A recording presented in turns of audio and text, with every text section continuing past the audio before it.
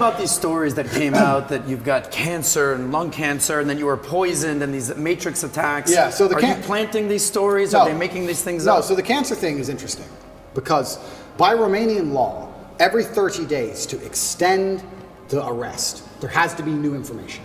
They can't extend the arrest based on the previous information. So they put together all this garbage case and arrested me for 30 days. To keep me another 30 days, they have to find something during that 30-day arrest period to keep me for the second month. But of course, there's nothing to find. So when I was having medical scans in Dubai, a scar, a dark spot was identified on my lung. And I had follow-up tests booked for February. So after the first 30 days, I called up my PA and she said, "Are you coming to Dubai?" I said, "Well, yeah, if they let me go at the end of these 30 days, I'll come to Dubai for my medical tests." They took that conversation and shown it and used it in court, saying I'm trying to flee the country and trying to escape the judicial system as motivation for the second month's arrest. And the judge agreed and locked me in jail because I said I would go to a medical appointment if I was free. And they used that as proof I'm trying to run because they had nothing else. And the judge agreed it for some reason and kept me in jail. Then everything in Romania leaks. So it leaked that I had this medical thing in Dubai, I had a problem with my lungs. And then there's a hospital here. And I decided to go to the hospital here and have it looked at because although I was not concerned, I thought, you know what? Although it's difficult to do procedures in jail, I have time for once in my life. So I decided to go to the hospital here in Romania. And Romania does have some private healthcare, which is actually very high quality. It's not as poor as people think it is. And I went to a private hospital and I knew it wasn't cancer. I knew it wasn't. I sat down with the doctor and said, "We're really concerned about this dark spot in your lung." I said, "It's not cancer." He said, "How do you know?" I said, "That's just not my life path. It's not my story." You told him that? Yeah. The doctor was like, "Okay, but we have to investigate." I said, "We can investigate, but it's just not my story. It's not cancer. I had 0%. It sucks. I had it 3 years ago in Dallas for the whole allergy thing. Did you have a bronchioscopy? Yeah, they have to knock you out. It's terrible. Yeah. I went there. I had a bronchioscopy. Have you ever had one of them? Bro. I wouldn't call it painful, but it's certainly horrible. So they put a camera in your lung. So it's down your throat, but it's in your lung. It's not down your throat. It's into the airway. So you're trying to vomit and you're trying to cough.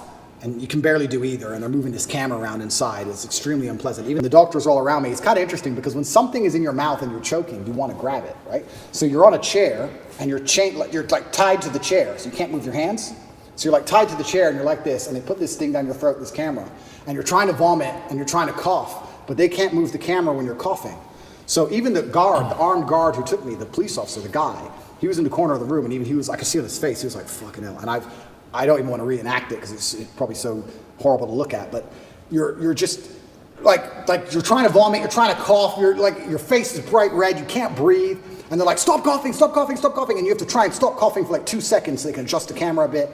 It's the worst 20 minutes of my life. It was horrible. They finish that and they go, "Okay, well the good news is there's precisely 0 smoking damage on your lungs and your lungs are perfect, but the lesion, whatever it is on the outside of your lungs. It's not on the inside of your lungs. We couldn't see anything." So I completed that procedure, went back to jail. That was a nice evening. Horrible. Anyone who has a bronchioscopy, yeah, go to sleep. Don't stay awake. Horrible. Then they said we have to find it. We have to get a biopsy from the outside of your lungs. So we have to put a needle through your back, a needle like this long, through your back, through your rib cage, to your lung. A CT guided biopsy, it's called, and take a piece of it and then pull the needle back out and then do a biopsy on the piece. Now, they're like, "This is an operation. Do you want to have it while you're in jail?" Because the bronchioscopy wasn't much to recover from. I had a really sore throat, whatever. But this is an operation. Do you want to have it while you're in jail? And I was like, "Well, why not? I'm in jail. I have time. I can't recover, but I have time." So I went for my CT guided biopsy. They put you on your front. They show you the needle. It's like this long.